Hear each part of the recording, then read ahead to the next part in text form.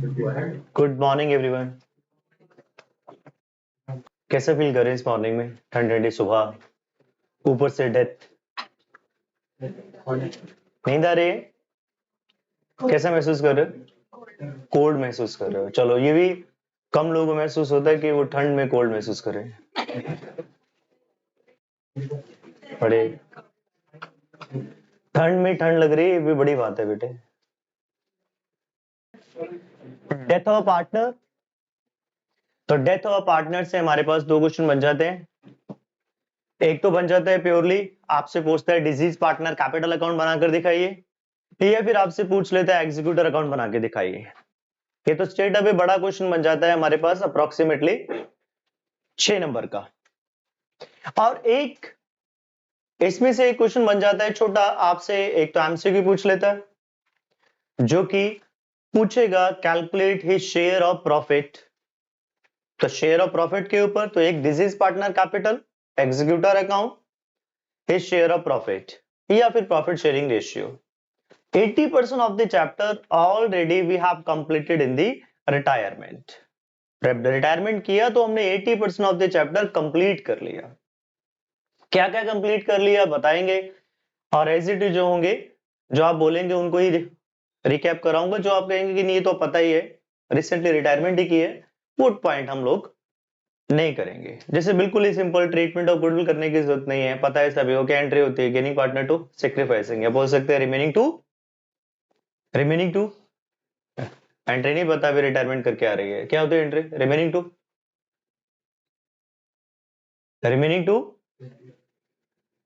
To retiring, या remaining to deceased partner capital.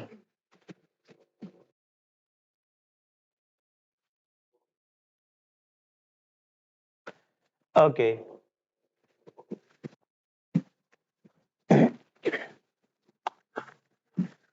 तो मेरे पास सबसे पहले आ गया meaning, a partnership comes to an end immediately whenever a partner dies although the firm. जब पार्टनर की मृत्यु हो जाती है तो क्या हो जाएगा? जब पार्टनर की मृत्यु हो जाएगी तो बाकी partner either they can continue और either they can shut down the business. Business को बंद कर देते हैं तो वो क्या बन जाता है? Dissolution of firm. वह क्या हो गया? Dissolution of firm. अगर वे फॉर्म को कंटिन्यू करते हैं as per the agreement, agreement में लिखा गया था, डेट में मेंशन था भाई कि अगर डेथ हो जाएगी तो भी रिमेनिंग पार्टनर कंटिन्यू कर सकते हैं, तो फिर वो क्या बन गया? Reconstitution of firm. तो death of a partner is a perfect example for the dissolution of firm and dissolution of partnership, जिसे आप बोलते हैं रिकॉन्स्टिट्यूशन ऑफ फर्म। याद रहेगी बात। तो जैसे ही हम कौन सा टॉपिक करने जा रहे हैं? Reconstitution of firm. पार्टनर की डेथ हो गई पर रिमेनिंग पार्टनर कंटिन्यू दी बिजनेस। सेम स्टाइल में कंटिन्यू करेंगे जैसा कि रिटायरमेंट में पार्टनर कंटिन्यू करते हैं। तो जब भी पार्टनर की डेथ होगी क्या क्या होगा, क्या क्या हमें करना पड़ेगा, थोड़ा जान लेते हैं, आपको बात समझ आएगी फिर। गुड मॉर्निंग जी।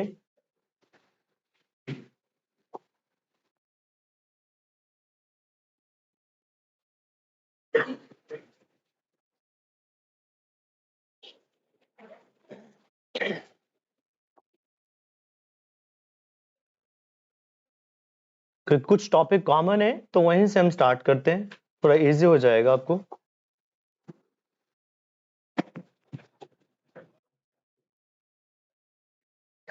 तो हमारे पास पहला टॉपिक जो डेथ में पढ़ने वाले हैं वे क्या है? NPSR and gaining ratio as usual in the retirement. जैसा कि हम लोगों ने रिटायरमेंट में पढ़ा, पहला स्टेप क्या होता है भाई? अगर याद आ रहा हो तो स्टेप नंबर 1 क्या होगा मेरे पास? Gaining share.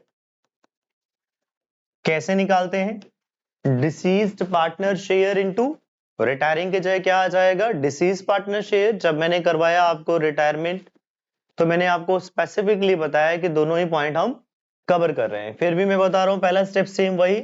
और स्टेप नंबर 2 न्यू शेयर। कैसे भाई? Old plus gain. और गेनिंग शेयर कैसे? डिसीज्ड या retiring partner share into acquiring.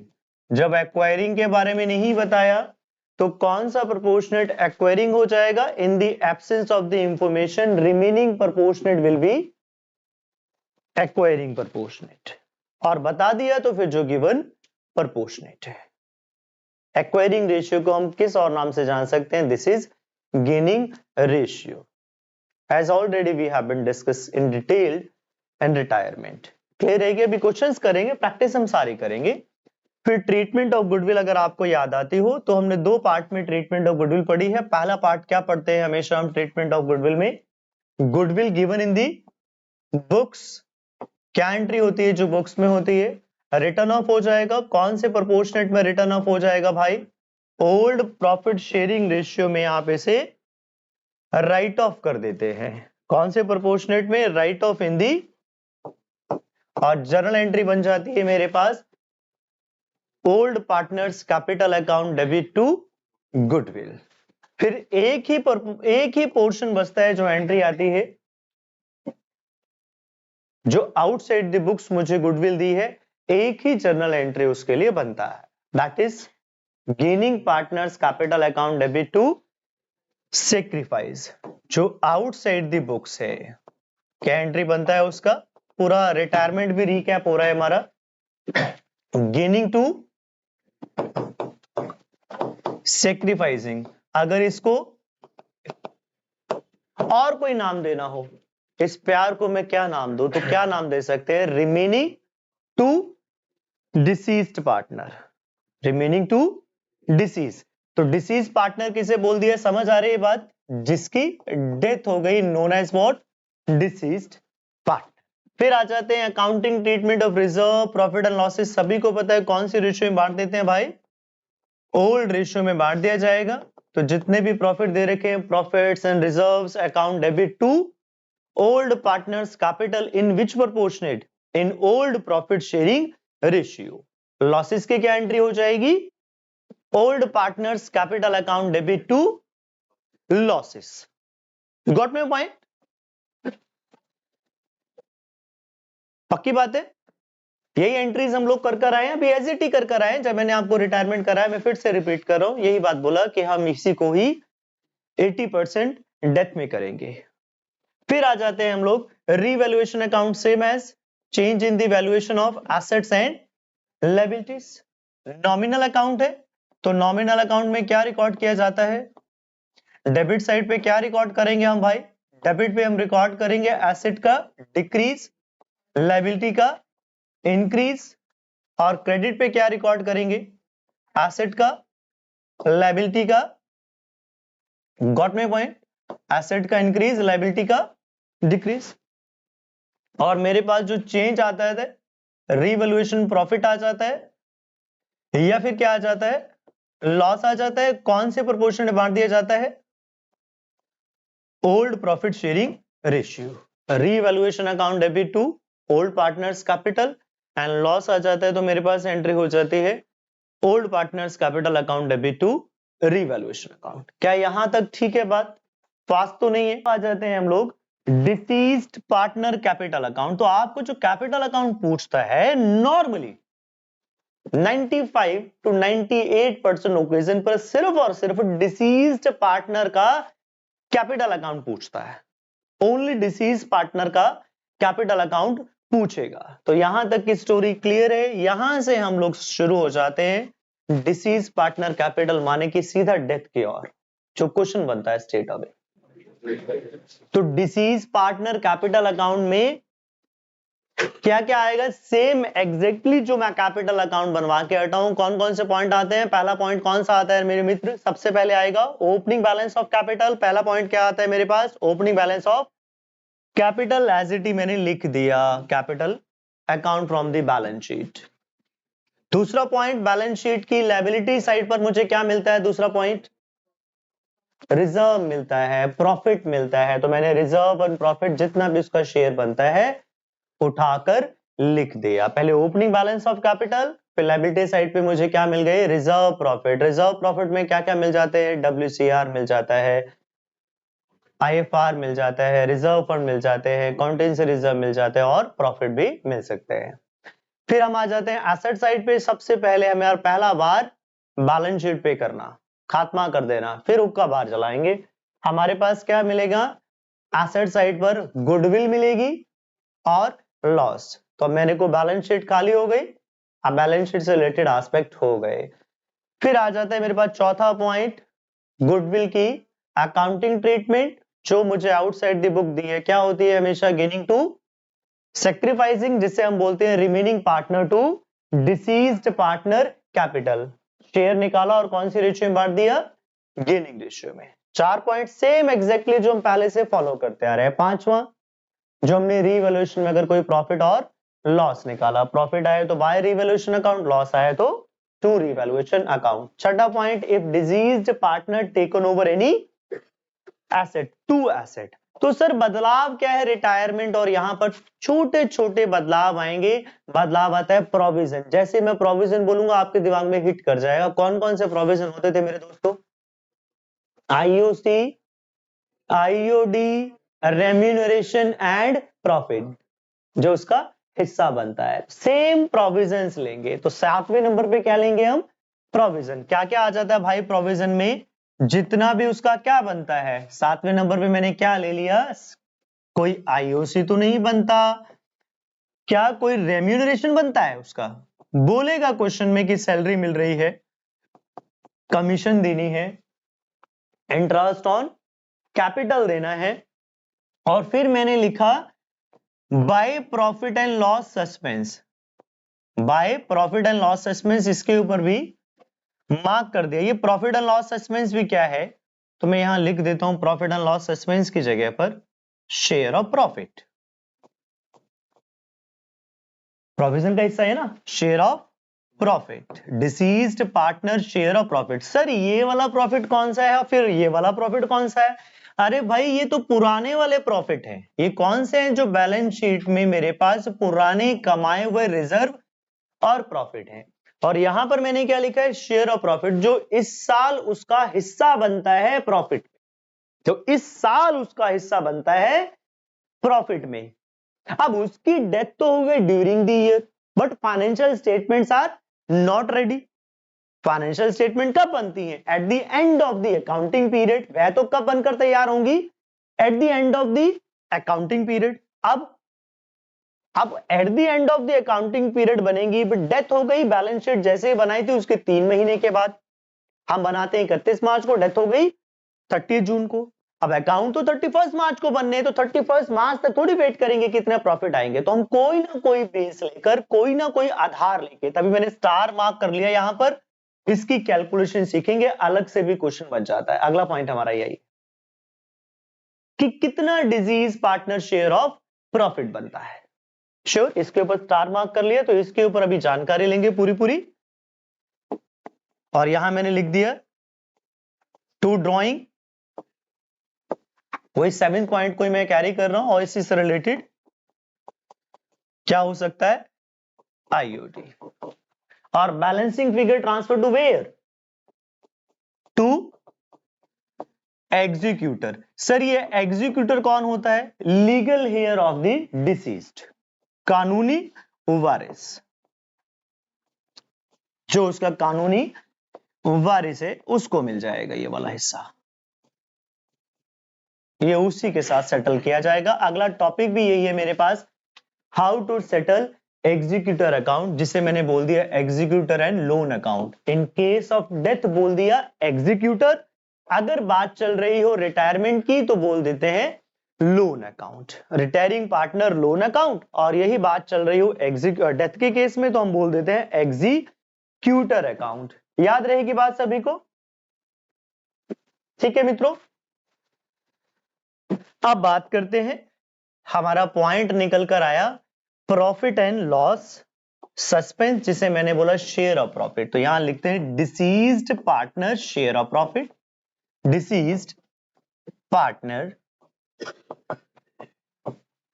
Share of profit, deceased partner share of profit, deceased partner share of profit in current year, कि current year में उसका कितना हिस्सा बनता है। पर फाइनेंशियल स्टेटमेंट मेरे पास बनकर रेडी नहीं है, तो फाइनेंशियल स्टेटमेंट बनकर रेडी नहीं है, तो कहां तक की फाइनेंशियल स्टेटमेंट बना लेती जाती है, या तो करंट ईयर तक की, वहां तक की बैलेंस शीट फाइनेंशियल स्टेटमेंट बना ली जाए रफ में, या फिर बोल सकते हैं दूसरी भाषा में वहां तक का प्रॉफिट एक्चुअल डिटरमाइन कर लिया जाए, जब उसकी डेथ हुई 30 जून को डेथ हुई तब तक का प्रॉफिट निकाल लिया जाए, या फिर कोई बेस मान लिया जाए, या फिर कोई बेस मान लिया जाए। तो सर कैसे निकालेंगे उसी के बारे में जिक्र है। हमारे पास दो बेसिस है, पहला बेसिस है time basis and second basis sales basis. हम दो बेसिस से उसका शेयर ऑफ प्रॉफिट निकालेंगे, टाइम बेसिस और सेल्स बेसिस। टाइम बेसिस में क्या करेंगे, टाइम बेसिस में ले लेंगे हम प्रॉफिट, जो भी वो प्रॉफिट्स बोलेगा। सर कौन से प्रॉफिट, भाई वो बताएगा। एवरेज प्रॉफिट लेने हैं, लास्ट ईयर के प्रॉफिट लेने हैं, और एनी अदर पर्टिकुलर प्रॉफिट, ऐसे बोल देगा 2 साल के एग्रीगेट प्रॉफिट ले लो, है ना। ये वाला प्रॉफिट कौन सा प्रॉफिट आ गया भाई मेरे पास, एनी प्रॉफिट। कौन सा प्रॉफिट हो सकता है, लास्ट ईयर का प्रॉफिट, तो मैंने बोला लास्ट ईयर का प्रॉफिट, लास्ट ईयर प्रॉफिट, और क्या हो सकता है बोलेगा एवरेज प्रॉफिट, या फिर बोल सकता है एनी अदर। इसके अलावा कोई पर्टिकुलर मेंशन कर दिया, कई बार बोल देगा 3 साल का एग्रीगेट प्रॉफिट के बेस पे निकालो, 2 साल के एग्रीगेट प्रॉफिट के बेस पे निकालो। Got my point. अगर तू 5 मिनट और लेट हो जाता है तभी तेरे घर कॉल जा रहा था, मैं दिमाग में हिट कर रहा था तो छुट्टी पे कैसे है। प्रॉफिट इनटू हिज शेयर, जितना उसका शेयर बनता है, इनटू टाइम बेसिस। टाइम कहां तक ले लेंगे बेटे, time up to death upon 12 months 365 days. अगर डेज में कहता है तो नीचे 365 डेज आ जाएगा। मंथ में टाइम एक्सक्लूसिवली दिया हुआ है पूरे महीने, तो मंथ में ले लेंगे। याद रहेगी बात, टाइम डेज में भी हो सकता है और टाइम मंथ में भी हो सकता है। ऐसा कोई कहीं पर गणित नहीं लिखा हुआ है कि आपने लेना ही डेज में है, लेना ही मंथ्स में है। As per the given information, चाहे डेज में है तो डेज में लेना है, मंथ में बोला है तो मंथ में कंसीडर करना है। सेल्स बेसिस में सिर्फ क्या डिफरेंस आएगा, हाँ बोलिए मित्र, मुझे बता दो। Time up to death, last year profits, last year profit into his share into into, जहां टाइम था टाइम रिप्लेस किससे हो गई, सेल से। हो सकता है मेरा सीजनेबल बिजनेस हो, जब डेथ हुई उस पीरियड में ज्यादा सेल होती हो, तो एक सेल्स वाला भी मेथड निकाल लिया कि भाई सेल बेसिस में निकालो, क्योंकि सेल्स ऑड इवन है, विंटर में ज्यादा सेल होती है। आपका काम विंटर का ही है, वुलन गारमेंट का ही है, पर डेथ हुई है उसकी समर में, तो उसके प्रॉफिट कम बनते हैं। तो नॉर्मली जहां पे ऑड इवन सेल्स होती है, इवन सेल्स ना हो, जहां इवन सेल है और जहां इवन सेल हो रही है और ऑलमोस्ट एवरेज सेल बराबर आती है सभी की, वहां पर टाइम बेसिस ही फॉलो करते हैं। टाइम और सेल्स में कोई भेद नहीं रह जाएगा। अभी हम क्वेश्चंस भी करेंगे, आप जानेंगे भी इस बात को। तो sales up to death upon last 12 month sales, जो भी हो लास्ट अकाउंटिंग पीरियड की 12 मंथ सेल हो गई, 12 मंथ्स सेल्स, जिस शेयर का प्रॉफिट दिया हुआ है उसी पीरियड की लास्ट 12 मंथ की sale. Now what is the journal entry, क्या एंट्री है इसकी, what should be the entry pass for it, क्या एंट्री हम पास करेंगे इसके लिए। तो जर्नल एंट्री आ जाएगी मेरे पास, profit and loss, profit and loss suspense account debit to deceased partner capital.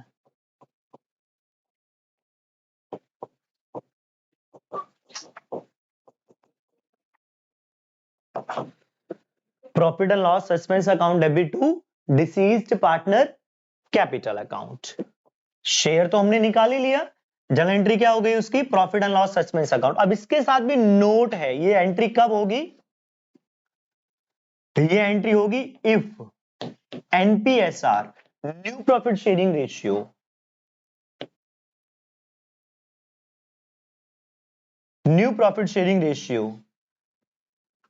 Same as existing ratio, अगर उसकी न्यू रेशियो रिमेनिंग रेशियो ही हो, new profit sharing ratio equivalent to the existing ratio, जो उसकी पुरानी एग्जिस्टिंग रेशियो थी, माने remaining ratio, जो पुरानी फर्म में उसकी रेशियो थी, अगर वही रेशियो है तो एंट्री होती है profit and loss suspense account debit to deceased partner capital. फिर इसमें एक बदलाव है, ये एंट्री चेंज हो जाएगी if एनपीएसआर is different from existing ratio, different from existing ratio, अगर वह एग्जिस्टिंग रेशियो से अलग हो जाए तो फिर क्या एंट्री होगी, सिंपल एंट्री हो जाएगी रिमेनिंग टू डिसीज्ड। सर ये तो हम गुडविल के लिए भी करते हैं, हाँ जी बिल्कुल exactly, remaining partner capital account debit to deceased partner. दूसरी भाषा में क्या बोल सकते हैं इस एंट्री को, ये एंट्री कब बदलेगी भाई, ये नोट आ गया स्पेसिफिक, ये नोट आ गया, हमेशा एंट्री क्या होगी, profit and loss suspense account debit to deceased partner capital. पर ध्यान रखना एनपीएसआर वही होगी जो उनकी पुरानी वाली रिमेनिंग रेशियो थी, उसको मैच करती हो। अगर हमारे पास एनपीएसआर डिफरेंट है, एग्जिस्टिंग रेशियो से बिल्कुल अलग है, तो उस केस में एंट्री क्या होगी, रिमेनिंग टू डिसीज पार्टनर। दूसरी भाषा में इसे क्या बोल सकते हैं, गेनिंग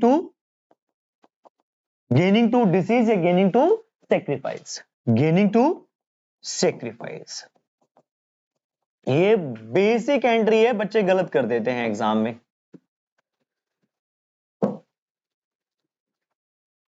अंडरस्टूड है मामला। देखो कोई भयंकर वैसी बात लग रही हो, ना पता लगी हो,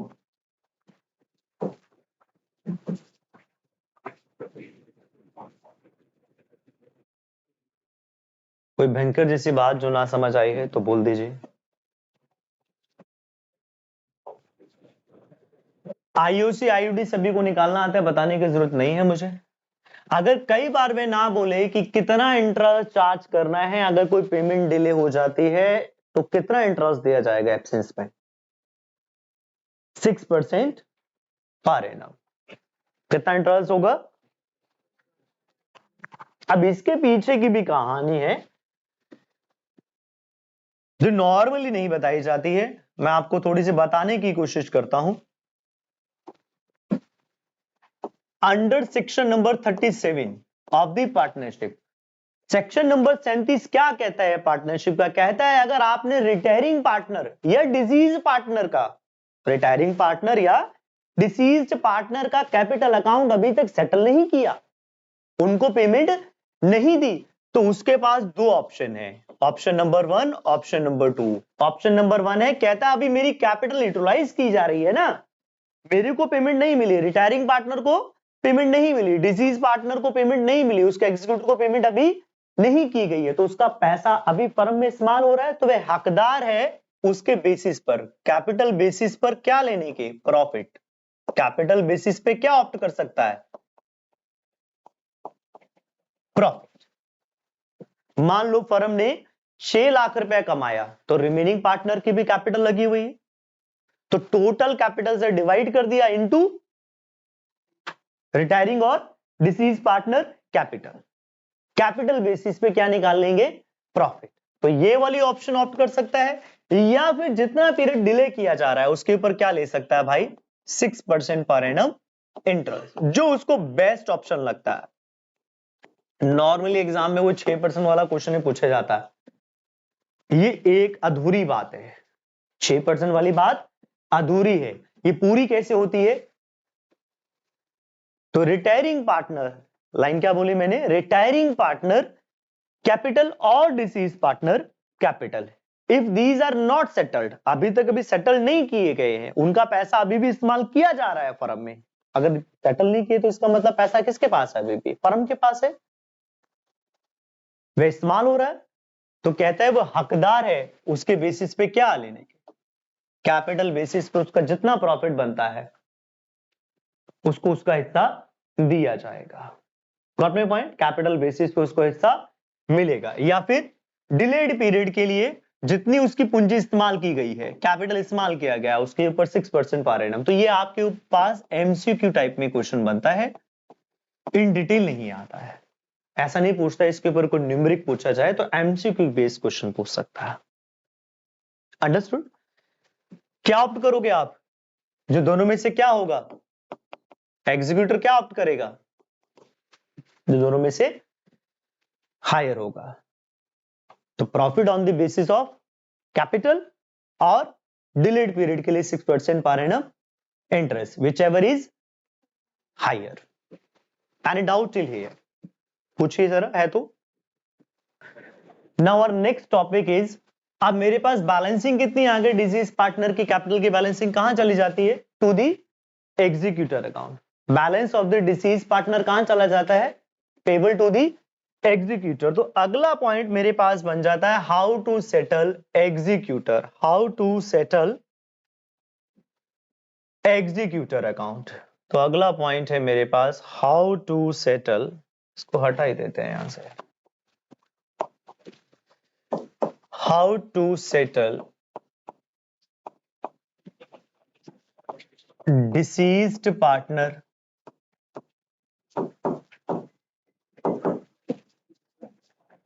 executor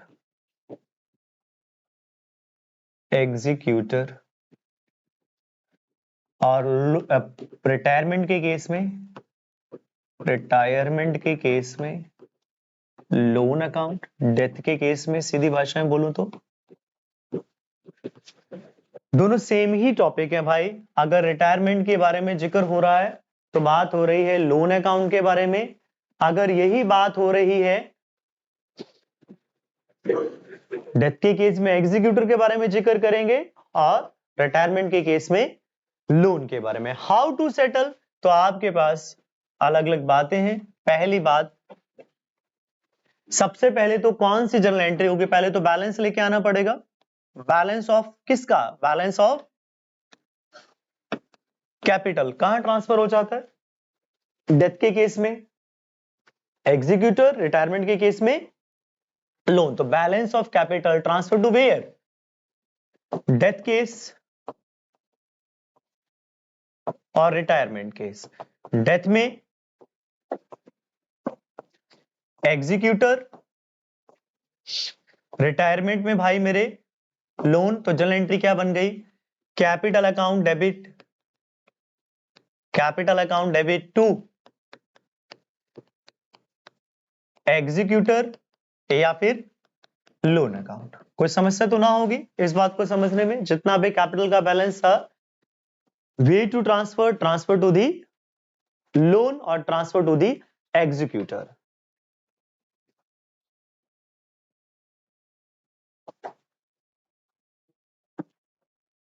Now the point is how to settle. There are the two ways, lump sum। अगर लमसम में सेटल कर दिया जाए, इमीडिएट सेटल कर दिया जाए, तो what should be the entry, कौन सा अकाउंट खोल दिया मैंने, एग्जीक्यूटर, तो एंट्री हो जाएगी एग्जीक्यूटर लोन अकाउंट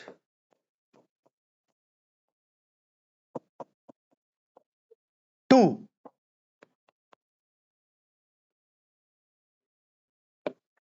बैंक और cash account. This is the case of lump sum. अगर लमसम में पेमेंट हो गई तो एग्जीक्यूटर या loan account debit to bank account और to the cash account.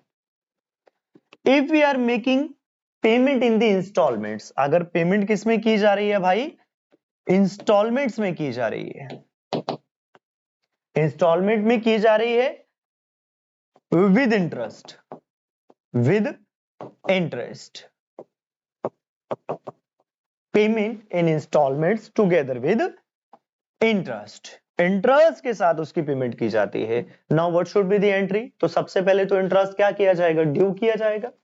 Sir lump sum में भी तो ऐसा हो सकता है 1 साल के बाद पे कर रहे हो विद इंटरेस्ट, तो कोई बात नहीं, पहले इंटरेस्ट भी ड्यू कर लेना। इंटरेस्ट की एंट्री एक ही होगी, एक ही इंस्टॉलमेंट हो गई ना उस केस में, interest and installment payment. Got my point? तो ऐसे कोई भयंकर वाली बात नहीं। अगर इंटरेस्ट के साथ पेमेंट हो रही है, चाहे लमसम में है चाहे इंस्टॉलमेंट में, तो पहले हमेशा क्या होगा? पेमेंट की एंट्री तो सभी को समझ आ गई, क्या होगी? एग्जीक्यूटर या loan account debit to bank, चाहे लमसम है चाहे इंस्टॉलमेंट है। मुद्दा है इंटरेस्ट के साथ पेमेंट हो रही है, तो अब मुद्दा ये है सिंगल इंस्टॉलमेंट हो रही है तो एक ही बार में पेमेंट होगी। मैं बोलूं 4 बार में पेमेंट हो रही है तो फिर 4 बार इंस्टॉलमेंट पेमेंट होगी। एंट्री तो यही रहेगी क्या? Executor loan account debit to bank, executor loan account debit to bank, executor account debit to bank और cash, executor account debit to bank. इतने डिफरेंस आता है कि इंस्टॉलमेंट में 3 इंस्टॉलमेंट है तो 3 बार पेमेंट होगी, लमसम में तो एक ही बार पेमेंट होगी। सर इंटरेस्ट है तो पहले भाई इंटरेस्ट भी ड्यू कर लेना। You got my point? चाहे वो सिंगल इंस्टॉलमेंट है चाहे मल्टीपल इंस्टॉलमेंट है, कोई फर्क नहीं पड़ता। तो इंटरेस्ट ड्यू की एंट्री क्या बन जाएगी आपके पास? What should be the interest due entry? Sir सबसे पहले इंटरेस्ट ड्यू कर लिया जाए तो एंट्री क्या बन गई? इंटरेस्ट ऑन लोन या interest on executor to to to executor, loan बना रहे हैं तो टू लोन, तो इंटरेस्ट ऑन लोन या interest on executor account debit to executor और लोन। अगली बात कौन सी हो जाएगी सर? पेमेंट की। अगली बात कौन सी होगी मेरे मित्र? सर अब पेमेंट की बात रह गई, तो पेमेंट की क्या बात होगी? पेमेंट की तो एक ही एंट्री होती है हमेशा, क्या? Executor account debit. भेद समझ गए दोनों में? सिंगल इंस्टॉलमेंट थी तो मैंने सिर्फ मान लिया इमीडिएट पे कर रहा है, मैंने क्या मान लिया? इमीडिएट पे कर रहा है। साल बाद पे करता तो हो सकता था इंटरेस्ट देता तो मैं इंटरेस्ट की एंट्री भी कर देता, बट डिफरेंस क्या आता है? इंटरेस्ट के साथ पहले इंटरेस्ट ड्यू करना है और फिर क्या करना है? Payment to bank. लोन है तो फिर loan account debit to bank. खास यहां याद रखेंगे, जब भी आप पेमेंट करेंगे तो सिर्फ और सिर्फ प्रिंसिपल पे नहीं होगा, क्या पे होगा? जब भी इंस्टॉलमेंट की पेमेंट होगी P प्लस आई, प्रिंसिपल प्लस इंटरेस्ट। जितना मूलधन बनता होगा, जितनी उसकी पेमेंट बनती होगी, 50,000 मान लो, चाहे लमसम में 1 साल के बाद इंटरेस्ट के साथ पे कर रहा है, 5,000 का इंटरेस्ट बन गया। अभी हम क्वेश्चन देखेंगे तो 50,000 प्लस 5,000, 55,000 की पेमेंट। तो जब भी पेमेंट होगी तो याद रखना विद इंटरेस्ट होगी। पेमेंट जब होगी विद इंटरेस्ट होगी। कोई कंफ्यूजन तो नहीं है सर? लमसम में मैं मान के चल रहा हूं immediate payment. Sir later on payment हो लमसम में ही हो, पर तो बस एक एंट्री और ऐड हो जाएगी, किस चीज की? इंटरेस्ट की। पक्की बात है सर? हम अगर लमसम में ना होकर इंस्टॉलमेंट में हो विद इंटरेस्ट, तो सर यही एंट्री आएंगी हर साल, एवरी ईयर रिपीट। हर साल यही एंट्री रिपीट होती रहेंगी। ओवर। अब बात समझिए।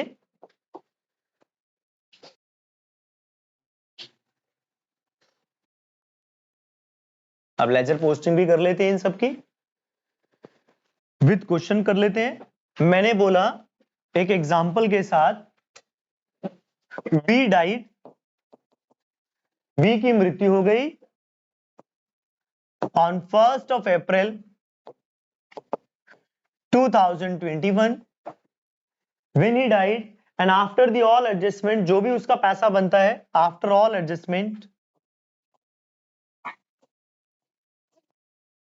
after all adjustment of reserves, profit, etc., balance came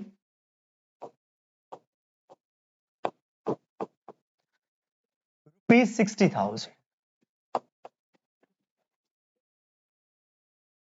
60,000 रुपए। अब मैंने पहली बात लिख दी पेड इमीडिएटली। क्या बोला?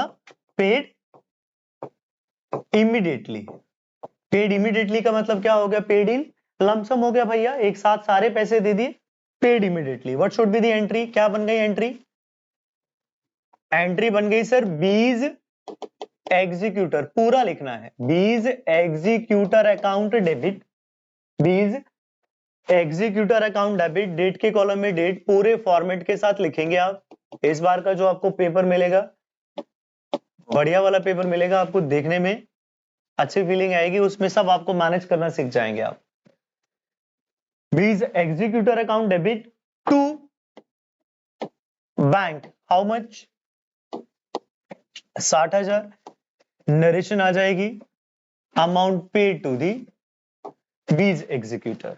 अब इसको कैपिटल अकाउंट में, इसका एग्जीक्यूटर अकाउंट बनाइए जरा। मैंने बोला प्रिपेयर एग्जीक्यूटर अकाउंट, तो क्या होगी भाई? Executor T shape account, date particular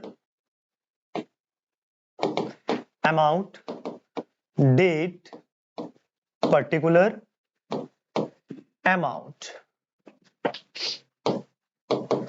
करिए भाई एंट्री। सबसे पहले तो बैलेंस ट्रांसफर होगा कैपिटल से, क्या एंट्री होगी? बीज कैपिटल अकाउंट डेबिट टू बीज एग्जीक्यूटर। तो मैंने एंट्री कर दी 1 अप्रैल 2021 बाय बीज कैपिटल। कितना भाई? 60,000। लमसम में पेमेंट हो गई सारी की सारी सेम डे, 1/4/2021 को मैंने पेमेंट कर दी टू। यही एंट्री होगी सबसे पहले बैलेंस ट्रांसफर। पहली एंट्री कौन सी होती है? हमेशा सबसे पहले एंट्री होती है बैलेंस ट्रांसफर की, capital account debit to executor. तो इसलिए मैंने जब लेजर अकाउंट ओपन किया तो लिख दिया बाय बीज कैपिटल। लमसम की तो एक ही एंट्री आती है, क्या? Executor account debit to bank. Interest का मुद्दा था ही नहीं तो पेमेंट हो गई, अकाउंट क्लोज हो गया। आई होप मेरी बात सभी को समझ आई।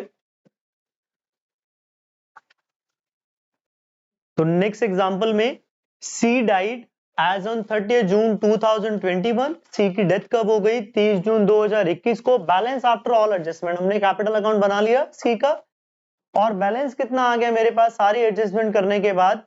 1,10,000, जिसमें से 10,000 रुपए तो इमीडिएटली पे कर दिए, 10,000 तो इमीडिएटली पे कर दिए, and balance in 2 equal installment, 2 equal annual installment with 10% per annum. 10%। जब भी आपको बात करता है इंटरेस्ट की, तो आपको एक बात बिल्कुल कतई याद रखनी है कि जो इंटरेस्ट निकालना है वह आउटस्टैंडिंग बैलेंस पे निकालना है। याद रहेगी बात, किस पे निकालना है? Outstanding balance. ध्यान दीजिए मैं क्या बोल रहा हूं, आउटस्टैंडिंग बैलेंस एक्सक्लूडिंग इंटरेस्ट। माने हम कंपाउंड इंटरेस्ट नहीं कैलकुलेट कर रहे हैं, सिंपल इंटरेस्ट कैलकुलेट कर रहे हैं। कंपाउंड कैलकुलेट नहीं कर रहे, इंटरेस्ट के ऊपर इंटरेस्ट नहीं देना है हमने। तो याद रहेगा आउटस्टैंडिंग बैलेंस कौन सा? एक्सक्लूडिंग। सर एक्सक्लूडिंग इंटरेस्ट ही तो होगा, बिल्कुल एक्सक्लूडिंग इंटरेस्ट होगा। पर कई बार वो बोलता क्या है, इंटरेस्ट तो इस साल से लगाना स्टार्ट करता है, कहता है इंस्टॉलमेंट सेकंड डेट से शुरू करूं, तो इस साल का भी इंटरेस्ट ड्यू हो गया, अगले साल फिर इंटरेस्ट निकालना है आपने। तो बच्चे क्या करते हैं, जो इंटरेस्ट ऐड किया होता है उसी उसके ऊपर भी इंटरेस्ट ले लेते हैं। तभी मैंने बोला क्या, इंटरेस्ट किस पे निकालना है? जो मेन आउटस्टैंडिंग बैलेंस बचता है, एक्सक्लूडिंग उस ईयर के लिए जितना भी आउटस्टैंडिंग बैलेंस बनता है, एक्सक्लूडिंग इंटरेस्ट, माने सिंपल इंटरेस्ट। कौन सा इंटरेस्ट? कंपाउंड इंटरेस्ट नहीं है हमारे कोर्स का हिस्सा, सिंपल इंटरेस्ट निकालना है। जैसे कि अभी आप समझते जाएंगे वन बाय वन करके जब मैं क्वेश्चन कराना शुरू करूंगा। तो पहली एंट्री क्या हो गई? सबसे पहले बैलेंस ट्रांसफर, क्या एंट्री होगी? सीज कैपिटल अकाउंट डेबिट टू सीज एग्जीक्यूटर। तो बताइए भाई ट्रांसफर होकर एंट्री क्या आ गई? 30 जून 2021 बाय सीज कैपिटल। कितना लाल गोपाल? 1 लाख। 10,000 रुपए तो इमीडिएटली दे दिए, तो 10,000 जो मैंने इमीडिएटली दे दी, एंट्री क्या हो गई? Executor account debit to bank या कैश। ये लीजिए 30 जून 2021 टू कैश या बैंक 10,000। क्या यहां तक की स्टोरी क्लियर है मेरे दोस्तों? अब अगली बात क्या निकल कर आ जाती है इसके बाद? अब मुझे क्या लेना है? अब मुझे पेमेंट करनी है। उसने बोला, कहता है पेमेंट जो करनी है वो 2 इंस्टॉलमेंट में करनी है। तो बैलेंस रह कितना गया मेरे पास? बैलेंस रह कितना गया सर? ये सारी एडजस्टमेंट करने के बाद 1 लाख रुपए रह गया। कितना रह गया? 1 lakh. Payment in the 2 equal annual installment divide by 2 कितना आया मेरे पास?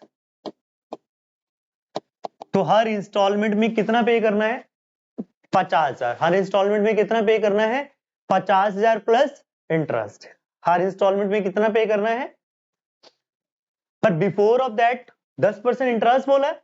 यहां तक की स्टोरी क्लियर है। पहले बैलेंस ट्रांसफर किया, इमीडिएट पेमेंट कर दिया 10,000 रुपए का। अब कौन सी तारीख आ गई? ईयर एंड आ गया। कौन सा आ गया? 30 जून 2022। पहला काम क्या होगा जो आपको बताया था? सबसे पहले इंटरेस्ट ड्यू करेंगे। एंट्री क्या हो जाएगी? Interest account debit to executor. बहुत सरल है, जब क्वेश्चन करोगे तो इजी। तो लिख दे भाई टू इंटरेस्ट किसके ऊपर? Outstanding balance. कितना बचता है आउटस्टैंडिंग बैलेंस भाई? कितना बचा? 1 लाख बचा। तो 1 लाख का 10% निकालिए, कितना आ गया? पहले इंटरेस्ट ड्यू, यही बताया था, इंटरेस्ट ड्यू और फिर पेमेंट। हर साल यही एंट्री चलेंगी जब तक कि इंस्टॉलमेंट्स खत्म नहीं हो जाते। Due, paid, interest due and installment paid. तो पेड की एंट्री क्या बन गई? To bank. कितना भाई? इंस्टॉलमेंट कितनी थी? 50 प्लस कितना हो गया पेमेंट? 60,000। सभी को बात समझ आई? अंडरस्टूड है? कैरी डाउन कर दिया जाए भाई। ये लॉजिक कैरी डाउन कर देते हैं। To balance carry down.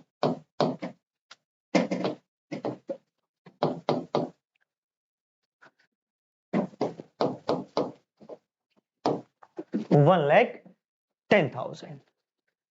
अब जो कैरी डाउन है नेक्स्ट डेट को क्या हो जाएगा मेरे पास? नेक्स्ट डेट पर 1 जुलाई 2022 को ही, अगले दिन ही, बाय बैलेंस ब्रॉट डाउन। कितना? अब इस साल भी मैं क्या करूंगा? इस साल भी पहली एंट्री कौन सी होगी? Interest due. हर साल एक एंट्री, यही एंट्रियां होनी है। हर साल एंट्री क्या बनेगी? Due, paid. इसके अलावा कोई एंट्री नहीं आती है। और ड्यू की क्या एंट्री होगी? अब इंटरेस्ट ड्यू क्या होगी? इंटरेस्ट ड्यू की एंट्री बाय इंटरेस्ट। एंट्री हो गई interest account debit to executor. तो लेजर पोस्ट क्या हो गया? Bye interest. बाय इंटरेस्ट कितना भाई? 10% किसका? Outstanding balance. कितना है भाई आउटस्टैंडिंग बैलेंस? अब कितना है आउटस्टैंडिंग बैलेंस? 50। फर्स्ट ईयर में आउटस्टैंडिंग बैलेंस कितना था? 1 लाख। सेकेंड ईयर में आउटस्टैंडिंग बैलेंस कितना रह गया है? 50। मैंने बोला outstanding balance. Outstanding balance for that year. Outstanding balance for that particular year. यही आउटस्टैंडिंग बैलेंस की महिमा थी जो मैंने लिखा है आउटस्टैंडिंग बैलेंस एक्सक्लूडिंग इंटरेस्ट। वो यही था, outstanding balance for that particular year. कितना आ गया मेरे पास भाई? 5,000 आ गया। अब आता है कि बात पेमेंट की। भाई बात पेमेंट की आ गई तो फिर वही 30 जून 2023 को अगले साल टू बैंक। कितना लाल गोपाल? कितना? प्रिंसिपल जितनी इंस्टॉलमेंट बनती थी प्लस, और ये लोग कोई बैलेंस नहीं आएगा, ऑटोमेटिकली बराबर हो गया। देखिए एक क्वेश्चन मैंने फिर वैसा सही लिखा है, वहां भी सी डाइट, वहां मैंने यहां बैलेंस निकाल कर दिया हुआ है। सेम वहां भी बैलेंस कितना बन रहा था? 1 लाख रुपए बन रहा था। इमीडिएट पेमेंट के बाद सेम डे डेथ हुई है। पेमेंट भी 2 इक्वल एनुअल इंस्टॉलमेंट में ही है, वहां भी 2 इक्वल एनुअल इंस्टॉलमेंट में ही है। डिफरेंस क्या आ गया है? वहां तो उसने बोला 2 इक्वल एनुअल इंस्टॉलमेंट, तो ऑब्वियसली इक्वल एनुअल इंस्टॉलमेंट कब शुरू होगी? डेथ के इमीडिएटली 1 साल के बाद। पर स्पेसिफाई कर दिया मैंने क्वेश्चन में कि यहां पर कब से इंस्टॉलमेंट शुरू हो रही है? 30 जून 2023। Got my point? तो पहली एंट्री तो वही सेम क्या आती है हमारे पास? Capital to executor.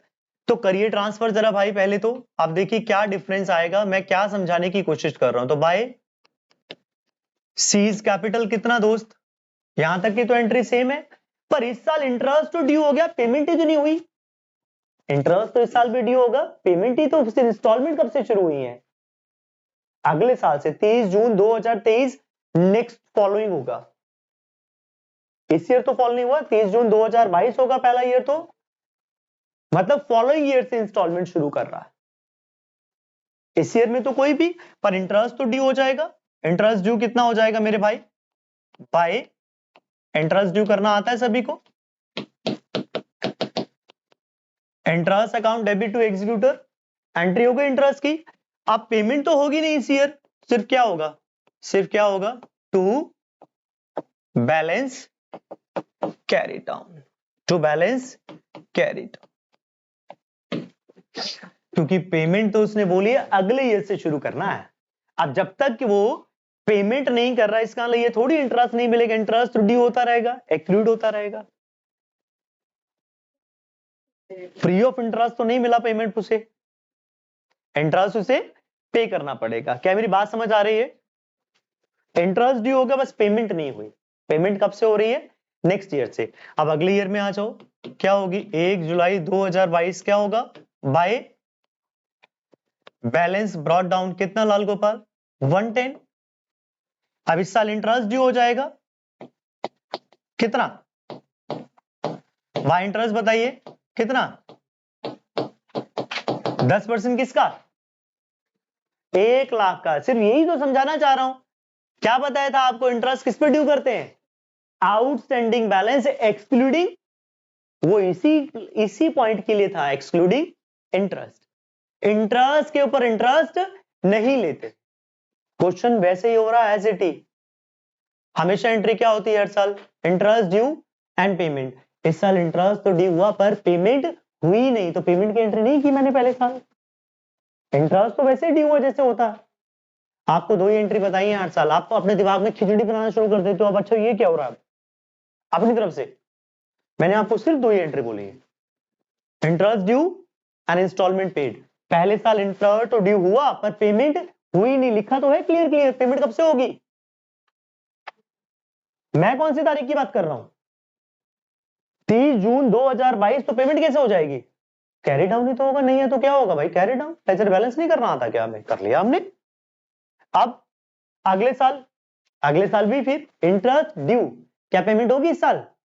होगी, क्योंकि उसने बोला है इंस्टॉलमेंट 30 जून 2023। तो मैं भी कहां पहुंच गया? 30 जून 2023 पे। ना बोला होता फिर क्या हो जाता अभी? तो बैलेंस कैरी। अंडरस्टूड? कहीं कहते हैं ना आप मकान ले लीजिए अभी, हम आपको फ्लैट भी दे देंगे, प्लॉट भी दे देंगे, पर इंस्टॉलमेंट 2 साल के बाद शुरू होगी। इसका मतलब ये थोड़ी है तुमने फ्री ऑफ इंटरेस्ट पैसा इस्तेमाल कर लिया। क्यों? तुम्हारे ससुराल वाले सारे जो फ्री ऑफ इंटरेस्ट दे देंगे, इंटरेस्ट चार्ज करते हैं, बाद में वो इंस्टॉलमेंट्स के साथ ले लेते हैं। पक्की बात है। तो इंटरेस्ट तो चार्ज होगा, बस पेमेंट बाद में हो रही है। फर्क कितना सा? अब पेमेंट की बारी आ गई, कोई मुझे बताएगा पेमेंट कितनी होगी लाल गोपाल? पेमेंट का क्या क्राइटेरिया है? इंस्टॉलमेंट कितनी है? इंस्टॉलमेंट 50,000। 2 इक्वल इंस्टॉलमेंट कितनी हुई? 50,000 प्लस इंटरेस्ट। कितना इंटरेस्ट? कितना हो गया इंटरेस्ट? सर आज तक पहले साल का भी इंटरेस्ट ड्यू पड़ा है, अभी दूसरे साल का भी इंटरेस्ट कितना बना? क्योंकि इंटरेस्ट किसमें लेना था? Outstanding balance. इंटरेस्ट के ऊपर इंटरेस्ट नहीं लेते। ये वाली कौन सी वैल्यू आ गई? इसमें इंटरेस्ट इंक्लूड है। हमेशा किसके ऊपर लेते हैं? Outstanding principal interest, principal value के ऊपर। तो कितना आ गया मेरे पास? 20,000 रुपए का इंटरेस्ट हो गया, 10 ये वाला और 10 इस ईयर का। थर्ड ईयर में कर रहा होता तो 3 साल तक का इंटरेस्ट एक्रूड हो जाता। Installment together with interest. Tanushree समझ आया? पेमेंट बताइए, बैलेंस कैरी डाउन बताइए कितना आ जाएगा भाई? 2 बैलेंस कैरी डाउन। आगे की कहानी सभी को पता है, सिमिलर है। बस ये भेद बताने के लिए, सिर्फ एक सेंटेंस का मीनिंग समझाने के लिए तुम्हें इतनी बड़ी कहानी बताई मैंने। वहां बोला interest calculated on the outstanding balance. आप बोलोगे यार ये तो पता ही लग गया, कैरी डाउन पे निकालना। तो मैंने थोड़ा सा चेंज किया, मैंने कहा भाई इंस्टॉलमेंट अगले से अगले साल में शुरू कर रहा है, तो याद रखना इंटरेस्ट के ऊपर इंटरेस्ट नहीं देना आपने, हमेशा किसके ऊपर देना, जो भी प्रीवियस आउटस्टैंडिंग बैलेंस है, जो भी प्रीवियस आउटस्टैंडिंग बैलेंस है। श्योर? उस ईयर के लिए जितना भी आउटस्टैंडिंग बैलेंस बनता है एक्सक्लूडिंग इंटरेस्ट, कोई इंटरेस्ट शामिल ना हो। जैसे यहां पर बनता तो आउटस्टैंडिंग बैलेंस कितना है, 1,10,000, कितना बनता आउटस्टैंडिंग 1,10,000, पर इस 1,10,000 में क्या इंक्लूड है, इंटरेस्ट। मैंने क्या बोला, एक्सक्लूडिंग इंटरेस्ट। अब बात समझ आई थोड़ी सी? चलो अगले साल ब्रॉट डाउन, आगे की कहानी पता लगे सभी को, बस डेट लिखेंगे और लिख देंगे बच्चे सब। 50,000 इंटरेस्ट कितना आ गया भाई, 5,000, ये पता लग गया सभी को, अब बस आगे की कहानी में कुछ गड़बड़ थी नहीं। इंटरेस्ट 5,000 30 जून 2024 को पेमेंट हो जाएगी, 30 जून 2024 टू बैंक कितना 55, 50,000 और प्लस 5 55,000 क्लोज।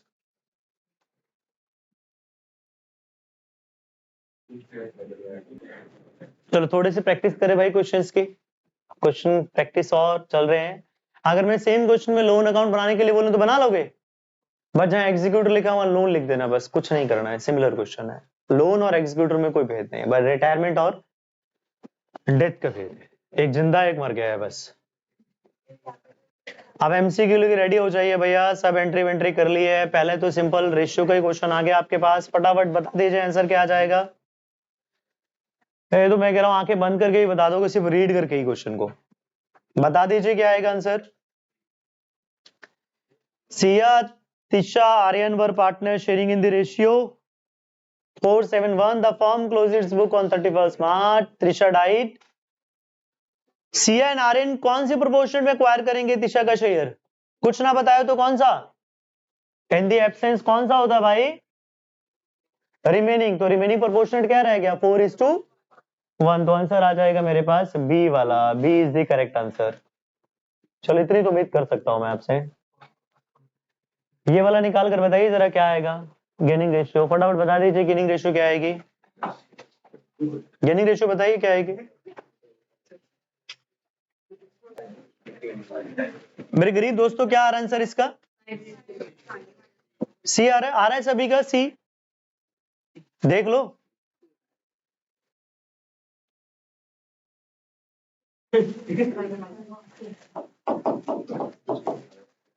निकाल लिया सभी ने, सी है, okay C is the correct answer, C answer आएगा इसका। New ratio minus old ratio सभी ने कर लिया होगा, 4/7 माइनस 1/2 निकाल लिया सभी ने। अच्छा 3 पार्टनर है, 1:1:1। हाँ जी कितना आ गया मेरे पास,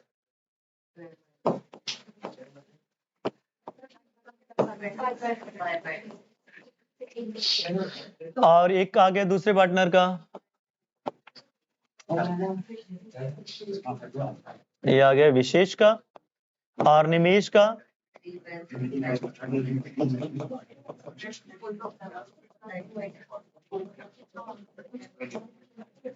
करेक्ट है मेरे दोस्त, ठीक है दोस्त, ठीक है ठीक है, ये आप घर से कर लेंगे, ये भी स्टेट अवे है, घर से हो जाएगा। ये वाला कर लीजिए, Mita died her entire share were taken by the Vidit, बता दीजिए क्या आएगा इसका आंसर, एनपीएसआर बताना।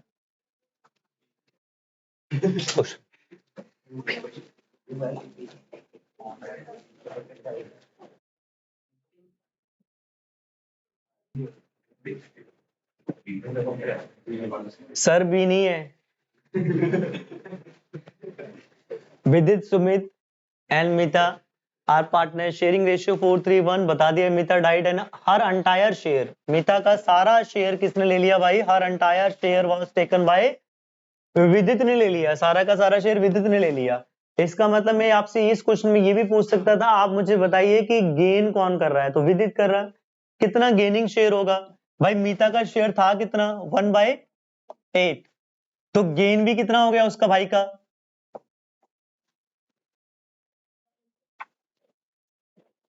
मक्खी आ रही है भाई।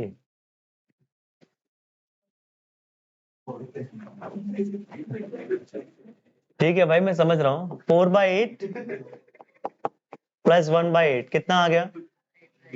5/8। सुमित का शेयर, सुमित का तो पता ही है, कुछ चेंज नहीं होगा। 3/8, तो रेशियो क्या आ गई? 5:3। क्लियर है? मैं आपसे गेन पूछ सकता था इस क्वेश्चन में, तो क्या आएगा? 1/8 आ जाएगा। पेपर अच्छा आना चाहिए इस बार का, किसी का भी गंदा पेपर आए तो देख लेना। इसका आंसर बताइए क्या आएगा, फटाफट बता दीजिए क्या आंसर बना है इस क्वेश्चन का। है आप करिए बेटे, वो तो घोड़े पे सवार होकर आए, कल कर कर आया सेम क्वेश्चन। होमवर्क दिया था।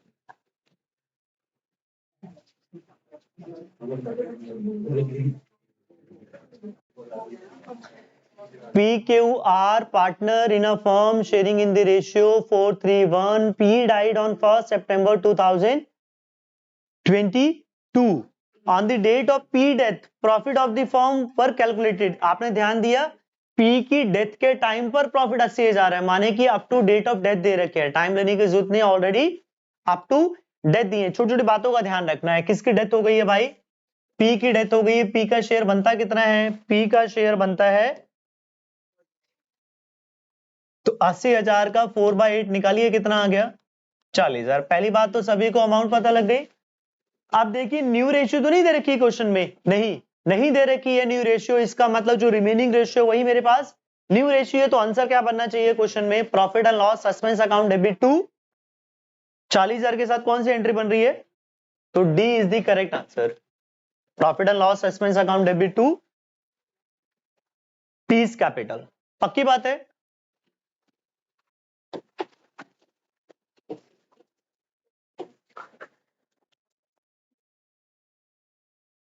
हाँ, ये वाली बता दीजिए कौन सी एंट्री आएगी, इसमें बताइए क्या आएगा आंसर। इसमें तो शेयर ऑफ प्रॉफिट ही बता दिया, कहता है which account to be debited, ये आंसर आएगा। Profit and loss suspense account, loss account, appropriation account, adjustment account का कोई मीनिंग ही नहीं है। क्या आएगा? Profit and loss. सोचने लगे, इसका आंसर तो फटाक से आना चाहिए।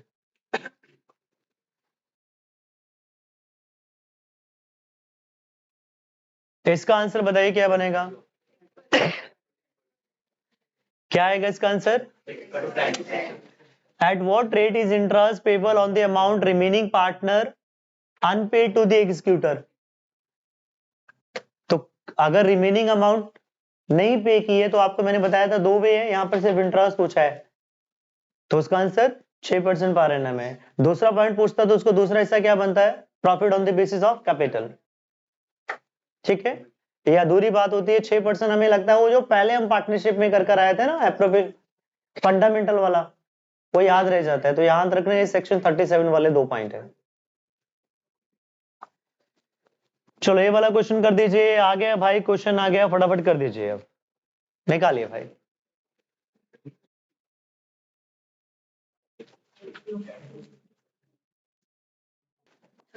आया सभी का 14,000। तो कैसे निकालना है? क्वेश्चन में बोला है Rajat, Mishi and Tanvi are partner sharing in the ratio 5:3:2। Tanvi died on October 31st 2019। बना रहे हैं हम कब तक? 31 मार्च तक। प्रॉफिट दे रखे हैं मुझे on the basis of aggregate of 2 year. कैसे निकालते हैं टाइम बेसिस पे? कुछ नहीं बताया तो टाइम बेसिस के बारे में जिक्र कर रहा है। कैसे निकालते हैं टाइम बेसिस में?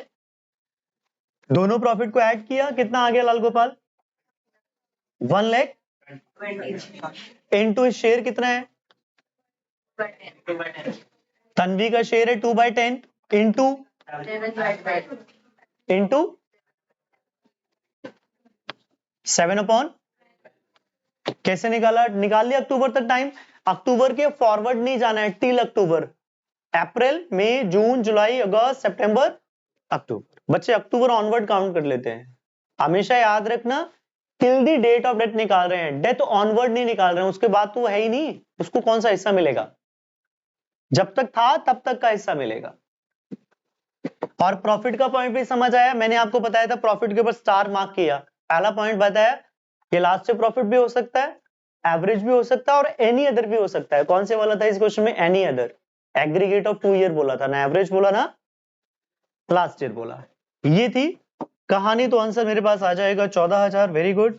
अबे बड़े प्यारे बच्चे हैं यार सारे के सारे, फटाक से क्वेश्चन कर रहे हो यार। ये वाला कर दो, ऑन बेसिस ऑफ सेल्स। ये 2025 में ही आया है, फटाफट करके दिखा दीजिए मुझे।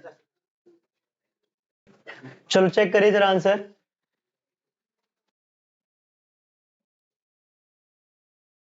Zena, Yash and Kiran were partners sharing in the ratio 2:1 on 1st July 2024. As per the deed, Zena's share of profit or loss till the date of death on the basis of sale. Point समझ आया? On the basis of क्या निकालना है? Sale. On the basis of क्या निकालना है? Sale. तो on the basis of sale तो मुझे फार्मूला समझ आ गया, यहां तक की कहानी समझ आई। On the basis of sale का मतलब तो यही हुआ कि मुझे लास्ट ईयर का प्रॉफिट चाहिए,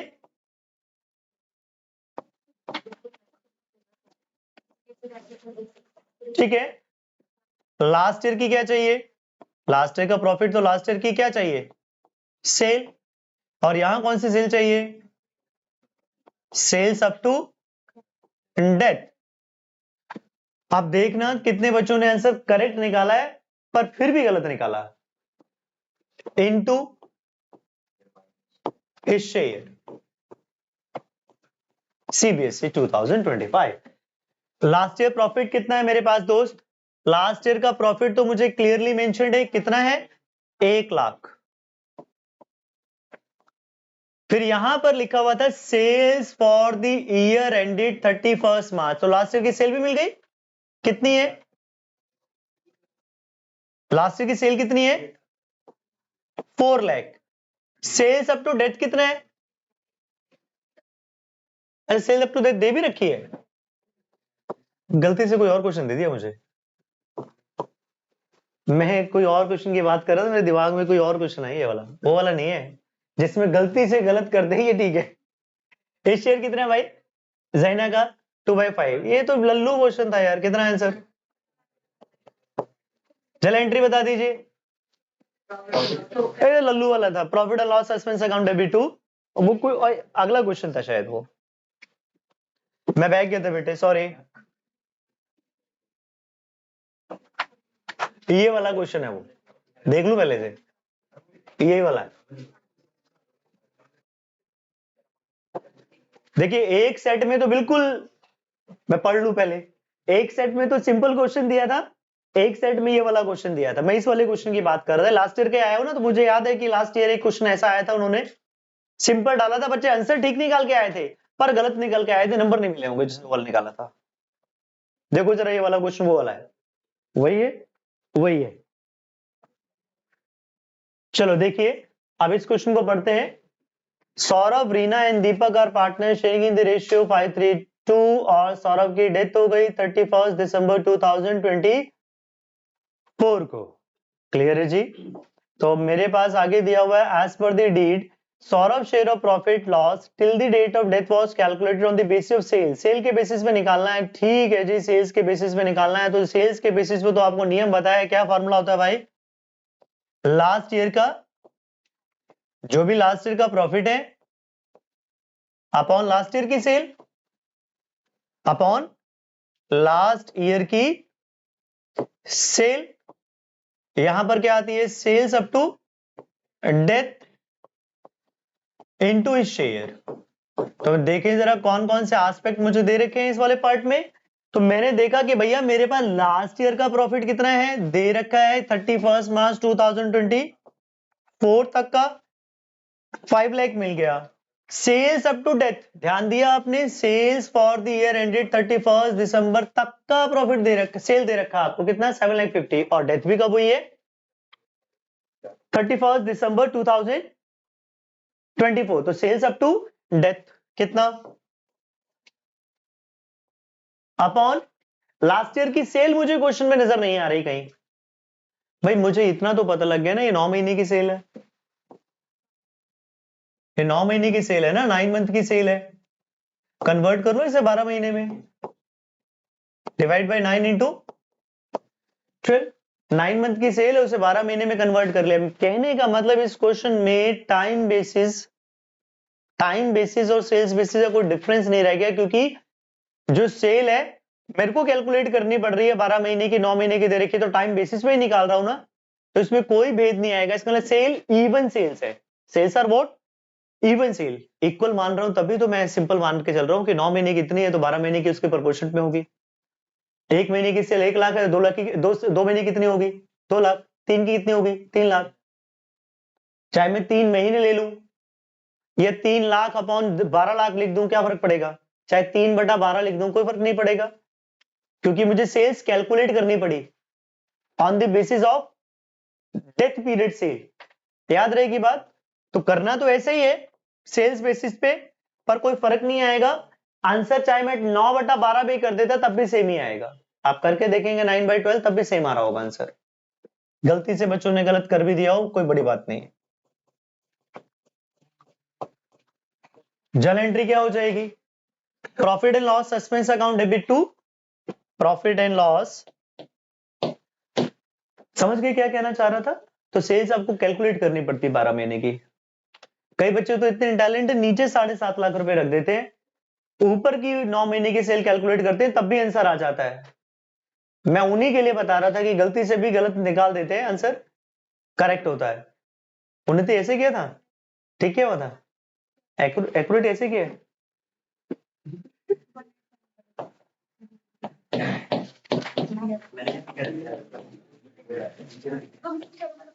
सौरभ,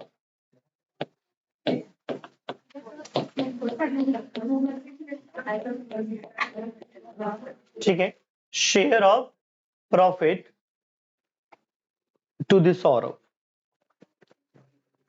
ठीक है, share of profit till the date of and death. I hope सभी को बात समझ आई यहां तक। आगे बढ़ लेते हैं मेरे दोस्तों। हाँ तो बहुत प्यारे बच्चे हैं सारे के सारे, आप फटाफट 2025 में क्वेश्चन आया हुआ है, डिसीज पार्टनर कैपिटल अकाउंट, फटाफट बना के दिखा दो और खुश कर दो खुद को, फटाफट बना दो। सिर्फ वेदिका का कैपिटल अकाउंट बनाना है जिसकी डेथ हुई है, सारे फिल्टर लगा दो, 6 के 6 और 7वां प्रोविजन। डेथ में याद रहेगा ना, 6 पॉइंट प्लस 7वां प्रोविजन। गलती नहीं होगी, टिप्स पे याद रहेंगे आपको कि ये वाले पॉइंट ही आने हैं। बोलने लगो तो ये याद कर लेना कि 6 पॉइंट कर दिए मैंने, 7वां पॉइंट कर दिया, बस वहीं पर कैपिटल अकाउंट एंड हो जाएगा। ये वाला क्वेश्चन करिए, गोपी हीरा ईरा, फटाफट करिए। ओके चलो इस क्वेश्चन का सॉल्यूशन देखते हैं भाई, क्या आएगा।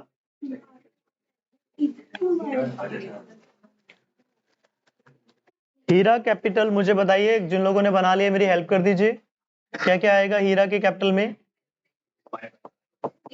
हीरा कैपिटल सबसे पहले बाय बैलेंस ब्रॉट डाउन, कितना आएगा बाय बैलेंस ब्रॉट डाउन भाई?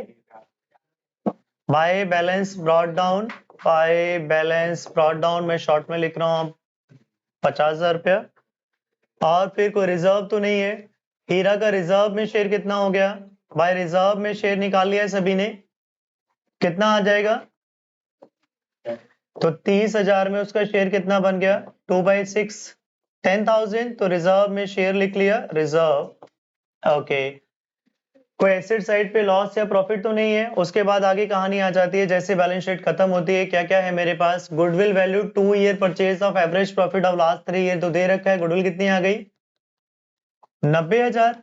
उसका शेयर कितना बनता है? 2/6, कितना आ गया 2/6? 30,000 उसकी गुडविल आ गई। क्या न्यू रेशियो दी हुई है? क्या न्यू रेशियो दी हुई है कि वो क्वेश्चन में नहीं दे रखी? नहीं दे रखी, तो जो उनकी रिमेनिंग रेशियो है वही मेरे पास क्या हो जाएगी? Gaining ratio. तो बांट दीजिए गुडविल को, क्या बांटेंगे? एंट्री क्या आ जाएगी मेरे पास बांटकर? बाय गोपी कैपिटल, बांटे 30,000 को तो बाय गोपी कैपिटल, बाय ईरा कैपिटल, तो 30,000 जो मेरे पास शेयर ऑफ प्रॉफिट आया उसे गेनिंग रेशियो में बांट दिया मैंने। गुडविल का शेयर आया 3:1 में, क्या बांट दिया आगे मेरे पास 22,500 70, तो मैंने 3:1 में गेनिंग रेशियो में बांट दिया। ये एंट्री होती है। Gopi's capital account debit, Hira's capital account debit to Hira's capital. लिखने के लिए बिल्कुल ठीक तरीके से लिखना। और average profit of the previous 4 year, Hira share of profit दे ही रखा है। हीरा का शेयर ऑफ प्रॉफिट कितना है भाई? हीरा का शेयर ऑफ प्रॉफिट 18,000, तो सीधा लिख दूंगा मैं bye profit and loss suspense account 18,000, तो मैंने ये लिख लिया 18,000 सस्पेंस में आ गया। आईओसी भी दे रखा है, आईओसी निकाले 12% कितना आ जाएगा? आईओसी निकाले भाई तो बाय आईओसी 12% निकाल लीजिए। 50,000 का 12% कितना आ जाएगा? मैं आईओसी निकालूं 12,000 का 12% निकालूं ऑफ 50,000 कितने महीने के लिए? 31 दिसंबर को डेथ हुई है, 9 महीने के लिए। कितना आ जाता है मेरे पास? आईओसी कैलकुलेट करूं तो 40, और balancing figure transfer to where? To Hira's executor. Hira के एग्जीक्यूटर में चला गया कितना? 1,12,500। हो गया कैलकुलेट। आप क्या बना लूंगा मैं? हीरा का executor account, Hira's executor account, तो क्या लिखूंगा मैं? By Hira's capital 1,12,500। क्या बोला उसने? हीरा को इमीडिएटली कितने पे कर दिए? हाफ ऑफ द अमाउंट, तो मैं लिख दूंगा to bank. Half of the amount कितना हो गया भाई? 1,12,000 का हाफ पेमेंट कर दिया 56,250, और balancing still to balance carry down 5। ये बन गया मेरे पास एग्जीक्यूटर। तो ये मेरे पास 6 नंबर का क्वेश्चन था। क्या अभी आधी पे कर रहा है, आधी बाद में पे कर रहा है? उसने तो बोला हाफ पेड इमीडिएटली, आगे तो बताया नहीं कि वो 4 साल के बाद पे कर रहा है, 5 साल के बाद पे कर रहा है, तो कुछ एंड हो गया। कैरी डाउन तक हमारे पास क्वेश्चन आ गया, यहां तक क्लियर है कि मेरे दोस्त? तो बड़े प्यारे बच्चे हैं यार, सारे के सारे यार, वेरी गुड है यार सारे ना, वेरी गुड वेरी गुड, बहुत प्यारे बच्चे, सुंदर, अति सुंदर।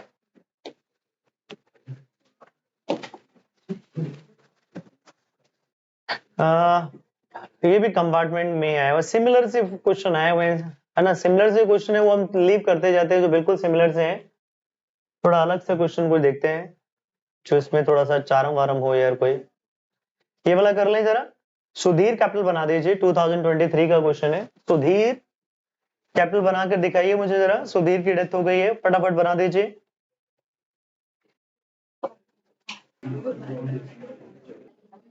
हाँ जी चलो मैं करवा देता हूँ बेटे, ध्यान दीजिए।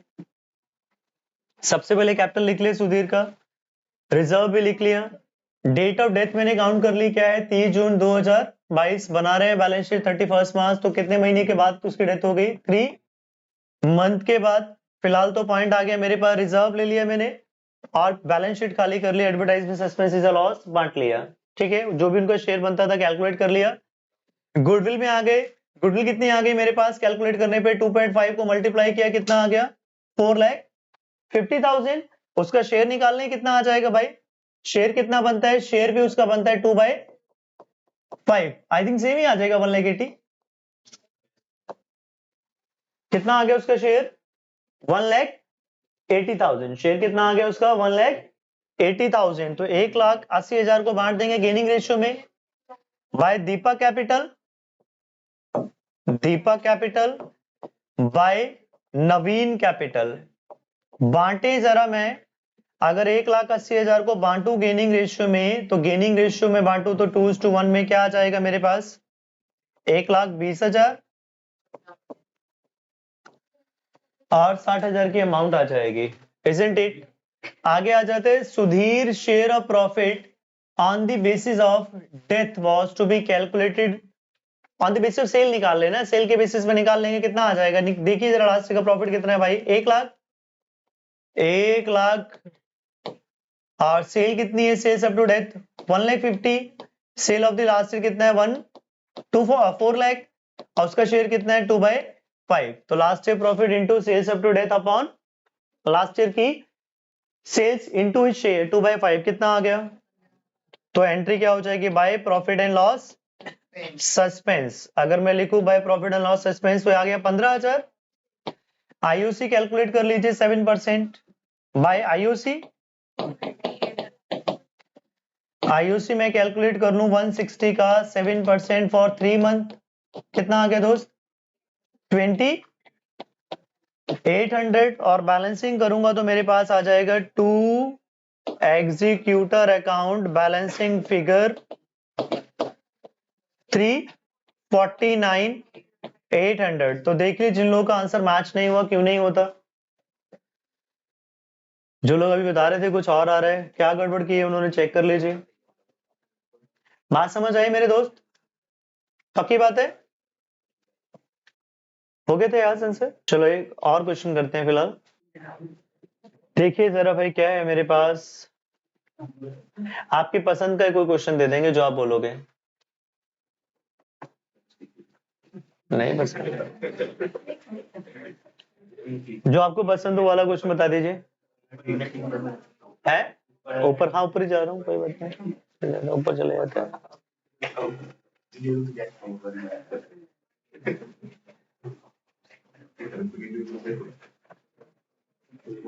कौन से वाला? और ऊपर जो आप बोलोगे वही क्वेश्चन बनाऊंगा, अपनी मर्जी से नहीं कराऊंगा।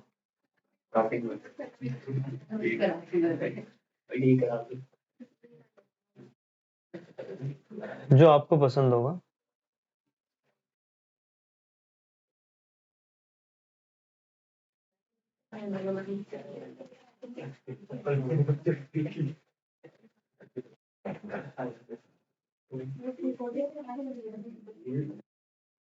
और कौन सा कराएं जिसमें एग्जीक्यूटर अकाउंट बनाना हो?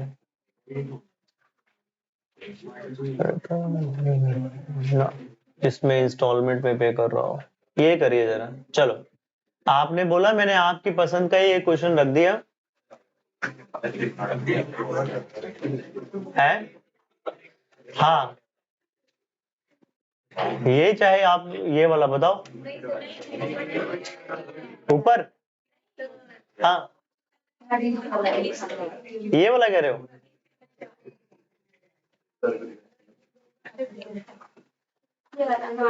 चलो ठीक है ये वाला कर लो। आप भी क्या याद करोगे? आपकी बात का पूरा मान सम्मान किया है मैंने। फटाफट कर दीजिए। लास्ट क्वेश्चन फॉर टुडे,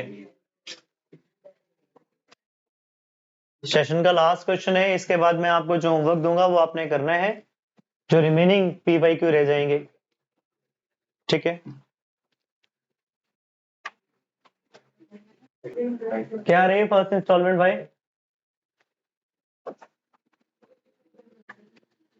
कितने आ रही है फर्स्ट इंस्टॉलमेंट? फर्स्ट इंस्टॉलमेंट कितने आ रही है भाई? कोई आवाज नहीं आ रही, कोई कुछ नहीं। चलो भाई देखिए, Garima, Harish, Reena are partner sharing in the ratio. Losses equally 31st March 2015 Harish died on the amount payable in the executor। 90,000 का अमाउंट पेबल है। फर्स्ट एंट्री क्या होती है अमाउंट पेबल के लिए भाई? बनाया जा रहा है हरीश का अकाउंट। तो हरीश का अगर हम अकाउंट बनाए, हरीश एग्जीक्यूटर अकाउंट बनाए तो डेट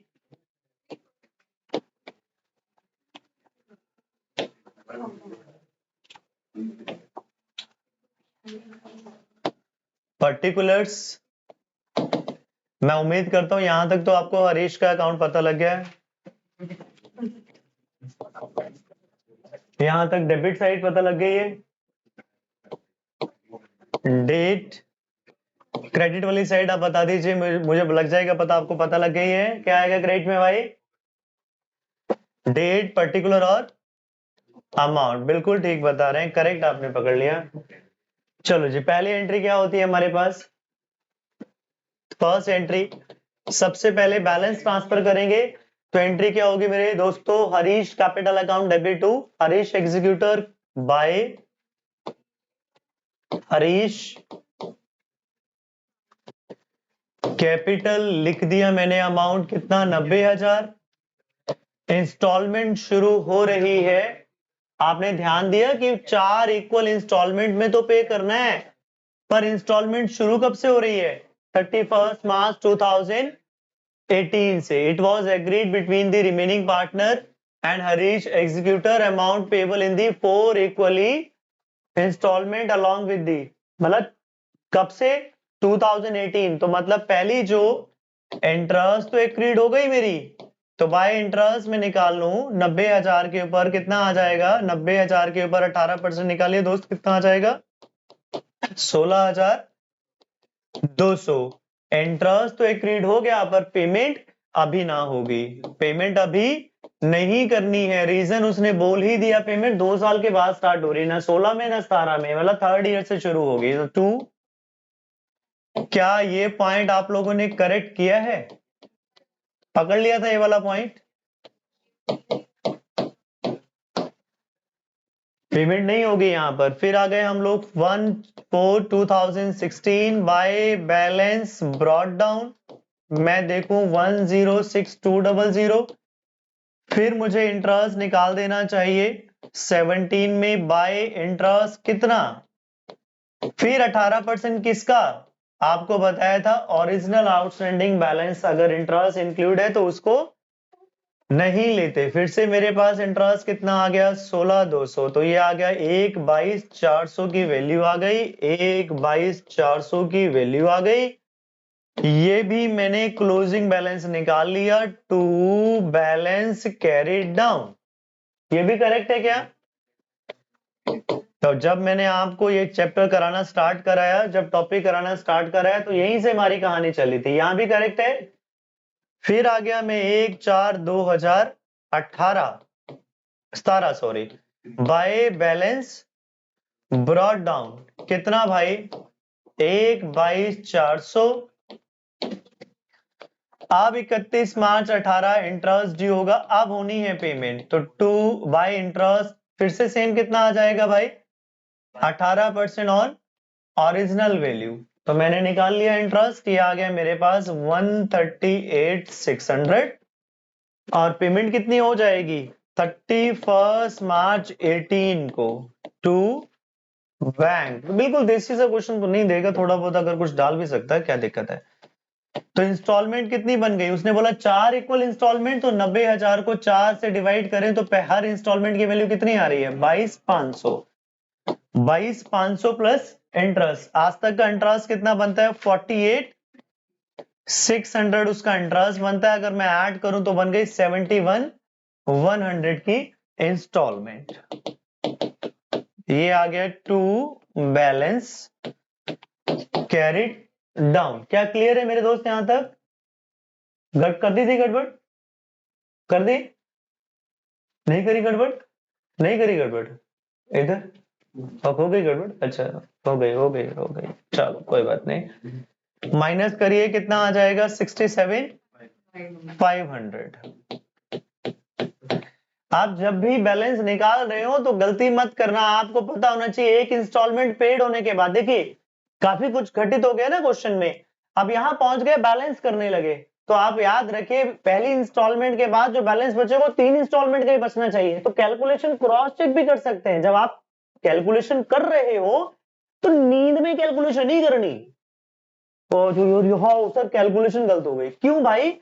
90,000 में से 22,500 चला गया, तो आउटस्टैंडिंग कितना होना चाहिए? 675,000 ही होना चाहिए, क्योंकि इंटरेस्ट तो पे हो चुका है। जब 2 इंस्टॉलमेंट रह जाएंगे तो 2 इंस्टॉलमेंट वाला बैलेंस बचना चाहिए। ये भी एक कैलकुलेशन सही करने का तरीका होता है। आपके दिमाग में कैलकुलेशन गलत नहीं हो सकती कभी भी। ये छोटी छोटी बातें ध्यान रखनी है कि भाई आपको एक इंस्टॉलमेंट पेड हुई है तो 3 इंस्टॉलमेंट वाला पेंडिंग पड़ा होगा, 2 पेड हो गए तो 2 रह गई। आखिरी इंस्टॉलमेंट है तो बैलेंस भी आखिरी इंस्टॉलमेंट वाला ही आना चाहिए। अंडरस्टूड? ये छोटे छोटे पॉइंट हमने पकड़ते रहने हैं। बाय बैलेंस ब्रॉड डाउन आ गया 67,500। फिर इंटरेस्ट निकाल लीजिए, बाय इंटरेस्ट में निकालू 18% ऑन दी आउटस्टैंडिंग बैलेंस, ये आ जाएगा 12,150। 12,150 आ गया। 31 मार्च 2019 तो मैंने टू बैंक फिर से पेमेंट करूंगा 22,500 प्लस 12,150 34,650। अब देखिए मैं बैलेंस करते हुए इतना कैलकुलेशन वाले पोर्शन में ध्यान नहीं दे रहा हूं। मुझे पता है कि 2 इंस्टॉलमेंट पेड हो चुकी हैं, तो मेरा जो बैलेंस होगा वह ऑब्वियसली 2 इंस्टॉलमेंट के बाद कितना बैलेंस बचा, 90,000 में से 22,500 गया, 22,500 तो कितना आना चाहिए। मैं जहमत भी नहीं उठा रहा हूं, उसे बैलेंस करने के बाद टोटल करके लिख रहा हूं बस।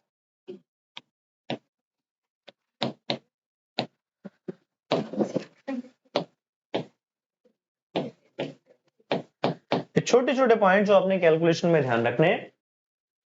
क्लियर है की बात। आ गए हम थर्ड इंस्टॉलमेंट पर। थर्ड इंस्टॉलमेंट में हटा दूं ये वाला पोर्शन यहां से, थर्ड इंस्टॉलमेंट में आ गए, पक्की बात है।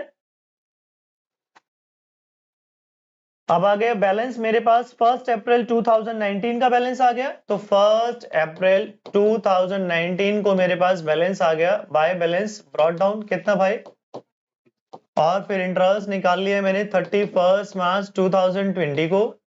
तो ये आ जाएगा इंटरेस्ट 18% 8100। ठीक है जी।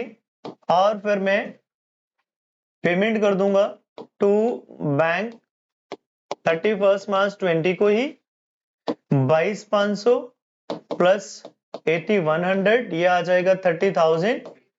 ऑब्वियसली जो लास्ट पेमेंट रह गई है वही मेरे पास आउटस्टैंडिंग बैलेंस भी होगा। आप करें जितना मर्जी वही बैलेंस बनेगा 22,500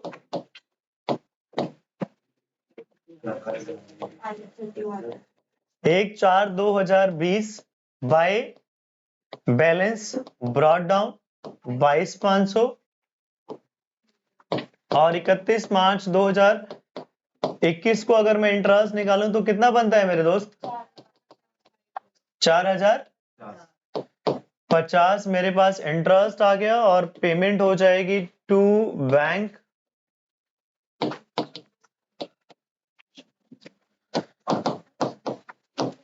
22,500 22,500 4050, ये मेरे पास पेमेंट हो गई 26,550 और ये मेरे पास अकाउंट बैलेंस हो गया।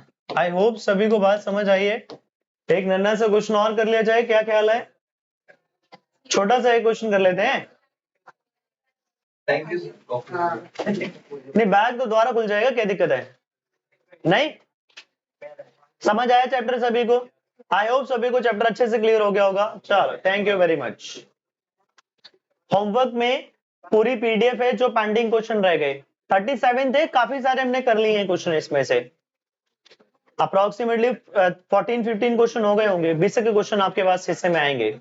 ठीक है, जिसमें छोटे क्वेश्चन भी हैं। Bye bye, take care, thank you.